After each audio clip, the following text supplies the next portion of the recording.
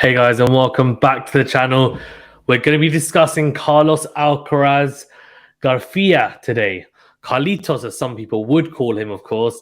Before we get into it, remember to hit that like button and do subscribe if you are new. We're going to talk about Alcaraz's 2022 season. He finished the season world number one. He had a fantastic year. Definitely his breakthrough year. His season-defining year where he not only did he break onto the scene, but I think in 2021 everyone was talking about him, and I think there was a lot of people excited about him, me included. But there's always that little bit of doubt that okay, this guy's got potential. This young up and coming star who's very talented has the potential, but can they kick on? Can they really break through? We've seen people like Tsitsipas and Zverev, for example, win Masters 1000 tournaments, ATP Tour finals, but unable to win their first Grand Slam, and now they're in their mid-20s. For Alcaraz, he did it as a teenager, winning the US Open this year in very impressive fashion, of course, and had some incredible wins as well, not just at slams, which, of course, the US Open was won, but in Masters 1000 tournaments as well. And the fact that he ended up being world number one at the end of the year is an incredible achievement. Before we get into the season as a whole, I want to talk about some of the records that he had. So I don't know if a lot of you remember this, because I definitely do. It's one of the best tournaments I thought of the year, which was the Madrid Masters. And it's actually ranked number one as the hardest clay Masters title ever. And the reason why is because he had the highest mean opponent ranking. That means that everyone that he played, so he played, I think, Djokovic and Nadal and Zverev in the quarters, semis, and final. And Zverev was the reigning champion. Nadal's won in Madrid multiple times. I'm pretty sure Djokovic has won in Madrid a couple of times as well. And Djokovic and Nadal were the favorites, right? So the fact that he beat them consecutively and then beat Zverev, who's the defending champion, incredible achievement. He's the youngest ATP number one ever at 19 years, 4 months, and 7 days. The youngest end of season ATP number one at 19 years, 6 months, and 23 days, and is the youngest Open era number one. I won't go into his age there. Obviously, we know he's 19. Youngest end of season Open era number one as well. But what's the most impressive thing, I think, of this year is his ability on all surfaces. I think he showed that he is not only good on the clay, which I think a lot of people thought he would be last year. I actually personally thought he was going to be best on the hard courts or the quicker court, because I think his game is so aggressive. But in saying that, I did say that he might find a sweet spot at the US Open. Now, I need to caveat my original predictions, because I predicted my 2022 Grand Slam champions, and I did say I didn't think Alcaraz would win one this year. I thought most likely it would be next year. But I said if he were to win one, if Alcaraz were to win a Grand Slam, it would be the US Open, because towards the back end of the year, I thought the Australian Open would be too early. Roland Garros, even though everyone talks about how they think he's the heir apparent to Nadal, he's not. He's Spanish, but that's kind of as far as it goes in terms of similarities. He plays quite differently to the way Nadal plays, in my opinion. And then at Wimbledon, on the grass, he's very inexperienced. And I thought the US Open is a hard court. It's a little bit slow as a hard court, but it's so true in terms of its bounce, and the hard court as well, I think suits his game, because he's able to trust himself, go through the ball. And we saw even last year, he had a lot of success at the US Open, of course, beating Berrettini in a thriller and then having to retire against Felix. But I just thought if he was going to win it, it was going to be the US Open. And in the end, it was that. But going into that tournament, there were other people that were favorites, of course.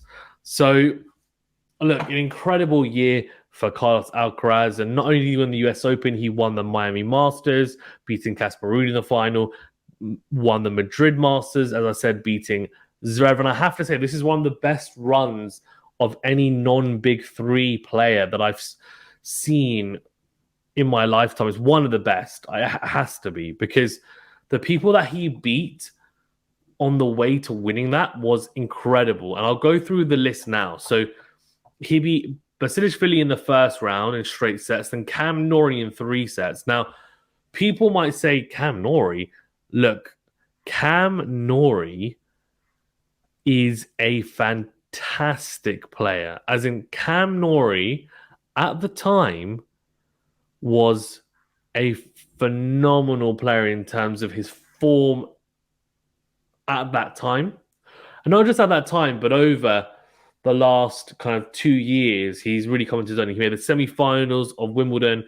He was actually ranked he's seeded number 9 at the tournament, or ranked number 9 at the tournament even.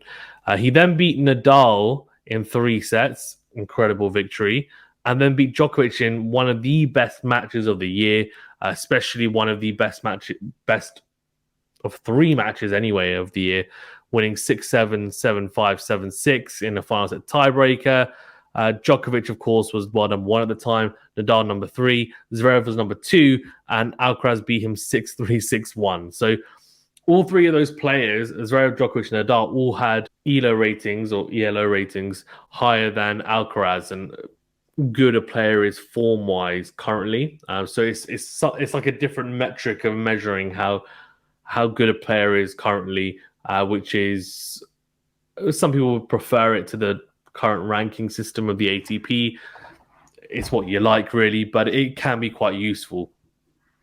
So that was an incredible win. And not only did he win Madrid, but then he went on a fantastic streak as well at Roland Garros.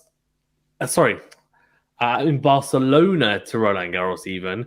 So that was, incredible. And that's including Madrid in between. So he won Barcelona, then won Madrid, and then he went to Roland Garros. So he lost in the round of 16, but he won 14 matches in a row. He also had a 9-match win streak between February and March.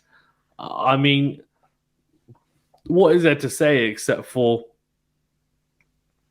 it has been a very impressive season from an impressive young superstar. He is a young superstar now. He is. Rio de Janeiro and Barcelona, the other 2 titles, apart from Miami, Madrid, and the US Open that he won this year. He made the finals of Hamburg and Umag. Umag was an interesting one because he lost to Musetti, I'm pretty sure. That was an interesting one because, I said when he lost to Zverev at Roland Garros that, this could be a pattern in that he's most troubled by players who have elite two-handed or just elite backhands generally. And so Zverev was one, of course, Musetti another, Sinner and Musetti he was losing to, has lost to, well, Sinner especially a few times this year.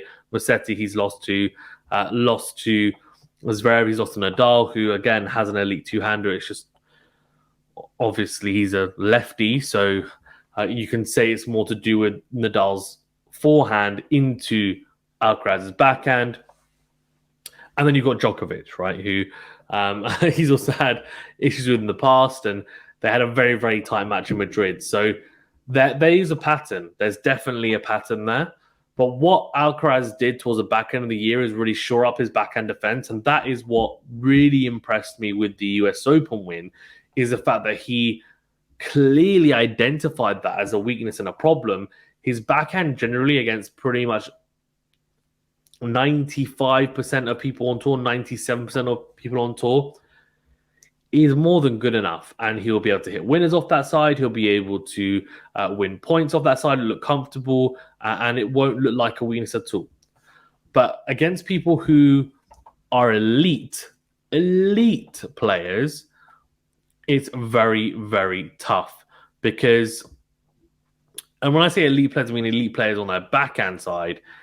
It is very, very tough. So the fact that I think he managed to then come out on top at the US Open, there were definitely, for me anyway, some massive improvements in the backhand defense of Carlos Alcaraz. He managed to defend his backhand corner a lot better, in my opinion, and that made a huge difference in that tournament because a lot of people thought, especially when he played Yannick Sinner at the US Open after losing to him at Wimbledon, then lost to him in a clay court tournament, everyone was thinking, well, Sinner's going to beat him again. But he managed to actually get out of that backhand to backhand exchange or hold his own and go line first or go into out with the forehand with great movement around that backhand side to then dictate and really cover up on that side. So I thought that was extremely impressive. And he's clearly a player who is willing to learn and improve. And that is why I think he is going to be such a special player because he's not only extremely talented, but I think he works very hard. I mean, it was crazy after the US Open win to see him play Davis Cup the week after. I mean, he lost to Felix, and you're just thinking, well, no surprise because he played a marathon of matches at the US Open. I mean, we can go over his US Open win because we haven't actually touched upon that at all. I mean, the time that he spent on court was just ridiculous. Absolutely ridiculous. I mean, he played Sebastian Baez in the first round, then Korea, then Brooksby all in straight sets. But then Cilic was 5 sets, right? Then Sinner was 4 sets. TFO was 5 sets. Sorry, what am I talking about? Sinner was 5 sets. TFO 5 sets. Casper Ruud 4. The TFO, Sinner, and Cilic matches, if I'm not mistaken, were, I think, like a total of around 15 hours, like 14, 15 hours. And then he went in to play Casper Ruud, and you're just thinking, he's going to be dead going into that. Like, the TFO match, I mean, after playing a 5-setter against Cilic, and then the 5-setter against Sinner was grueling. The one against TFO was grueling as well. You're thinking, how is he going to come out against Ruud and be fresh? And he was. It was incredible to see. He came out fresh. He lost a set in the second set, but then won a very decisive tiebreaker in the third, and then managed to win it in 4. The maturity I think that he shows is incredibly impressive. He displays a level of... He displays an attitude that is beyond his years, I think. There is still a little bit of that exuberant youth that you see where he will go for incredibly difficult shots from crazy angles. And I think the shot selection can be improved still.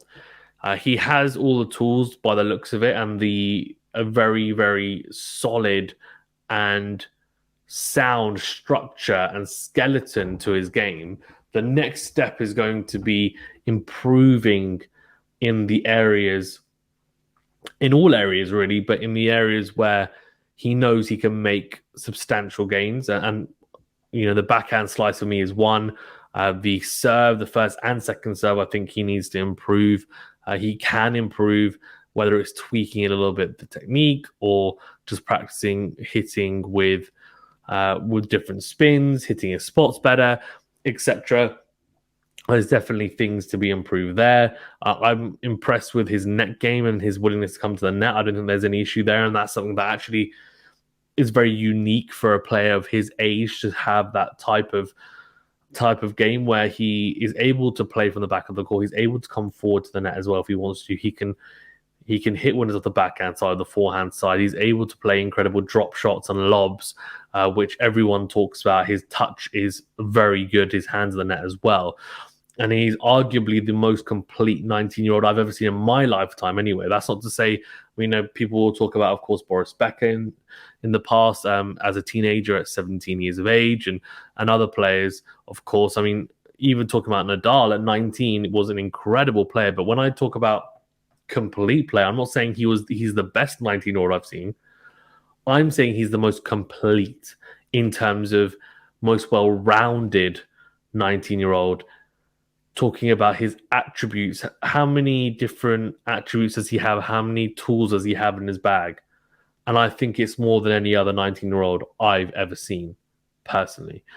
So that's incredibly impressive. But then also begs the question: what's his ceiling? How much more can he improve? We shall see, right? And how much more is he willing also to improve? Because I think a lot of it is to do with that that slight mental maturity that will come with age, that will increase, and then give him a calmer, more composed outlook in certain points and matches where he will say, sometimes I need to hit the percentage shot, or be a little bit smarter in the way that I approach this point, rather than saying, you know what, I'm just going to do what I want to do, go gung ho, and if it works, works. If it doesn't, it doesn't. He does remind me, I know he's talked a lot about how his style is mainly based upon Federer's. Now, of course, he doesn't have the one-handed backhand, but the way that he hits his forehand, the way he wants to take the ball early is quite similar. He wants to take time away. That's what Federer's game was all about. It's very aggressive. He wants to come forward and volley, etc., and close down the court.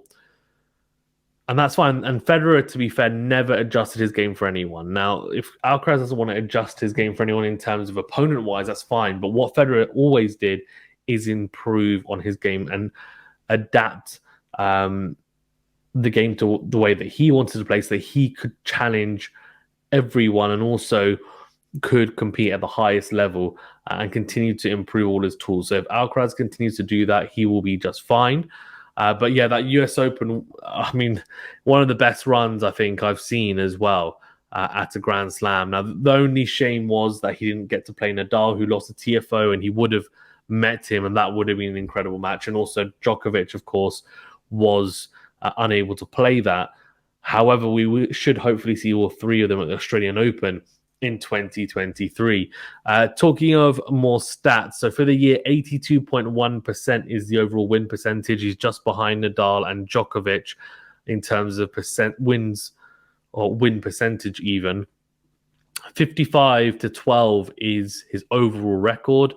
On hard court, he had a 78.8% record, 26-7.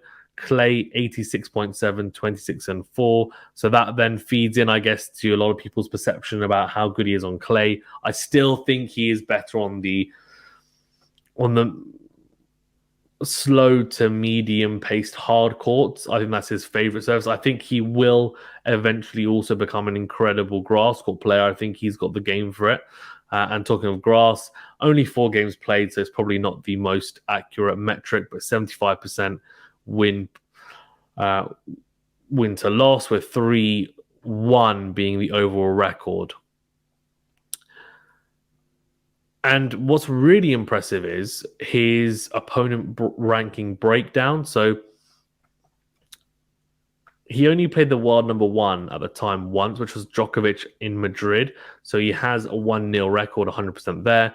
Versus top 5, 5-2. So let's see who he lost to Zverev at Roland Garros.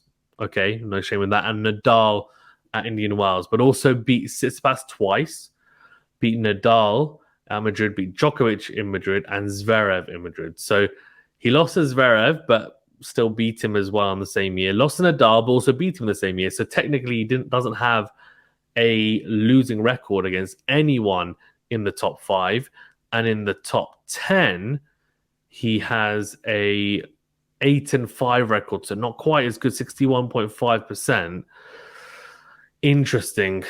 So let's have a look. So in Basel, he lost to Felix, which was recently in October indoor hard. He was also injured as well, I think, in that, lost in straight sets.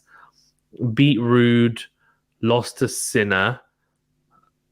Sinner wasn't, I don't think, ranked in the top 10 during the US Open. So he just has that loss to Sinner, who was number 2 seed, but also ranked top 10 in Omag as well. So lost to Sinner, lost to Zverev, we talked about already. Berrettini is the other loss at the Australian Open, losing in 5. So it's a final set tiebreaker of 7-6 7-5, sorry, even. No real shame in that. And actually managed to beat Berrettini in Rio soon after on clay in 3 sets. So got revenge for that as well. Casper beat twice, in addition to the other players I mentioned. So look, that's a pretty impressive record. I think he'll be looking to try and dominate even more next year, and the fact that he'll be 1 year older, he'll be physically as well more mature. His body would have filled out a little bit, I'd assume. I know last year the emphasis was on the off season was all about bulking up, or not necessarily bulking up, but filling out a little bit, building some lean muscle to really make him more sturdy, make his body stronger, so that he'd be able to withstand more. And that seemed to work this year, didn't it? It really did. I think this offseason is all going to be more about tactical changes and technical changes to his game. So I'm looking forward to seeing him in 2023. He is an incredible talent. So many records broken, of course. He is, he's definitely going to take over the mantle of Spanish, superstar from Nadal at some point. But I think the mantle he's taking from is no one. I don't want to really compare him to anyone. And I do think if you were to compare him to anyone, you'd say he's got a little bit of Nadal, he's got a little bit of Federer, he's got a little bit of Djokovic. He's got the style of his game is more like Federer's in terms of offensive baseline game where he likes to come to the net and take time away. The way that he defends and his elastic ability is more like Djokovic, and then his competitive, pure, just pure competitive nature and the way that he conducts himself, I feel, is more like Rafa. So, I feel like he has taken bits from all three of those players, and that's why I do think he's the most complete and well-rounded 19-year-old I've seen. So we'll see how he gets on in 2023. It was a very good 2022 for him, of course, ending as well number one. Everyone will want to beat him in 2023, so the pressure will be different. It'll be intriguing to see how he handles it, but I'm excited to see his next chapter in the Alcaraz book. Thank you very much, guys, for tuning in. Remember to hit that like button and do subscribe if you're new. Also, do leave a rating or review if you haven't done so already. Thank you so much, and we'll see you on the next video.